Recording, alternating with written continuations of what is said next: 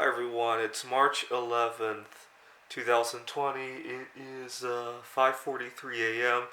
and I just realized that today is the ninth anniversary of the Fukushima disaster in Japan.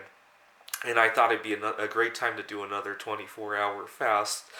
And plus, I'm already up to hour 9 right now. So I thought I'd make another series of videos about this time probably only 24, maybe 32 hours. The reason I like doing these fasts, and religion gives me another reason now because a lot of people mourn by going on fasts. I've been to some of my family members in Taiwan who do this. I'm doing it more for my personal reason. Last time when I went on a fast, it made me more conscious about my dietary habits. In the past, see, I would eat so much, but then I would not even realize I was eating. To give you an idea, I would be talking on the phone with somebody, and then I would try to chew something, but I couldn't hear the phone, and it got me really agitated to the point that I would try to rush the conversation.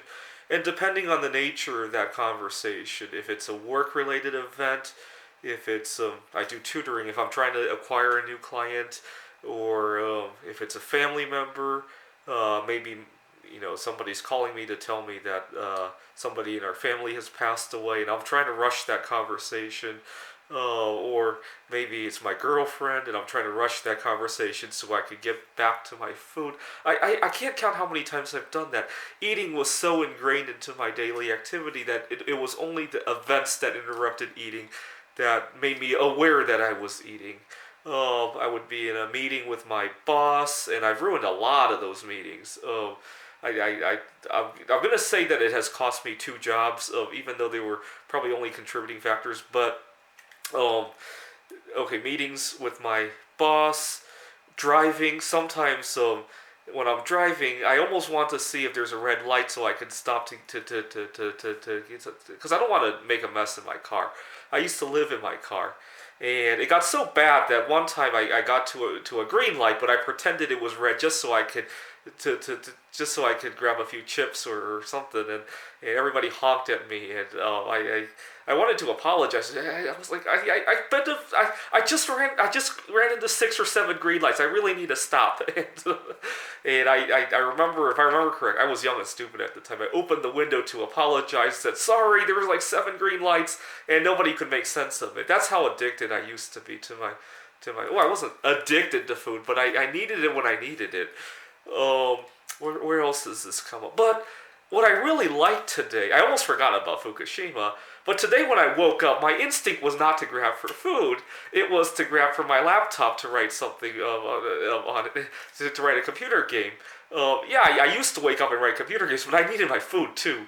A couple days ago, I woke up. My instinct was to well, this was obviously not so early in the morning, but my instinct was to pick up the phone and call my girlfriend.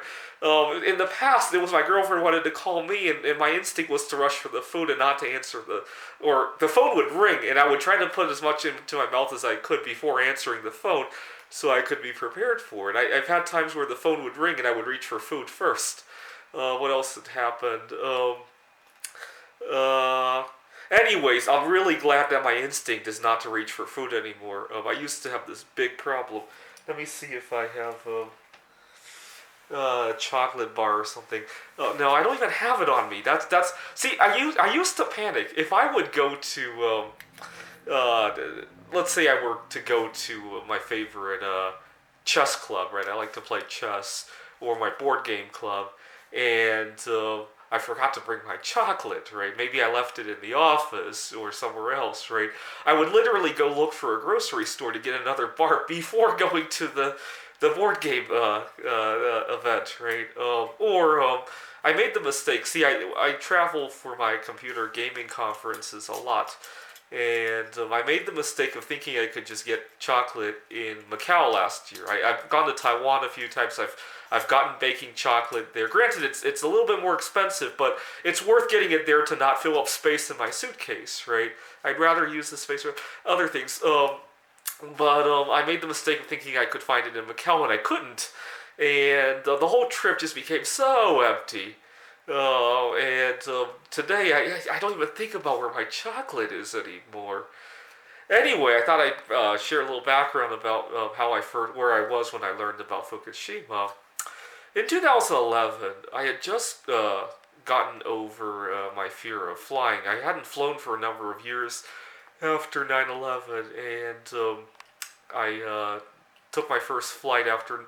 Well, I took two flights after 9/11, but I was scared to death. And then we came back, and I got some therapy for it because I was so scared of flying. And my mom was very upset that I wouldn't go on vacation with them. And after a few years later, we were like, okay, I'll fly with you guys. And we were planning our summer vacation. Boom! Colombia exploded, and that was a very big upset for me because I remember thinking to myself that one day flights will be so much faster. We'll go to Taiwan in like an hour, and there won't be any time for me to worry. And then to see such a fast flying machine crash as well, that was a big upset for me. And so I didn't go with them that year either. My family went to Vancouver, Canada. We were living in Pittsburgh at the time. I didn't go with though. And then I remember thinking that maybe one day we'll have a bridge over the Bering Strait. And my dad, who's a chemical engineer, he works with metals. He says that's even more dangerous. You won't even survive one drive to through Siberia and through the Bering Strait and through all of continental U.S. You're not even going to survive one drive. And come to think of it, he was right because I've totaled two cars in the time that I've been driving, and I've probably only covered that trip a couple of times. So, anyway, so I finally get over my fear of flying. I book a flight to Taiwan.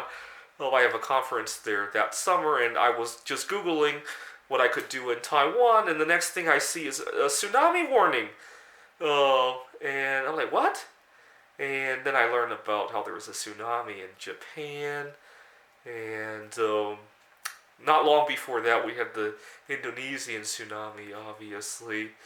And I remember thinking, in my young and stupid mind, I remember thinking, I used to like to collect coins. I said, oh, great, what coin's going to, because I love Japanese coins. I was like, okay, they're going to sell their coins to pay for all the damage, and maybe I could buy some cheap coins out of it. And my dad was so upset when I mentioned that. He was like, people are dying, and all you want to do is save a few $100 on coins.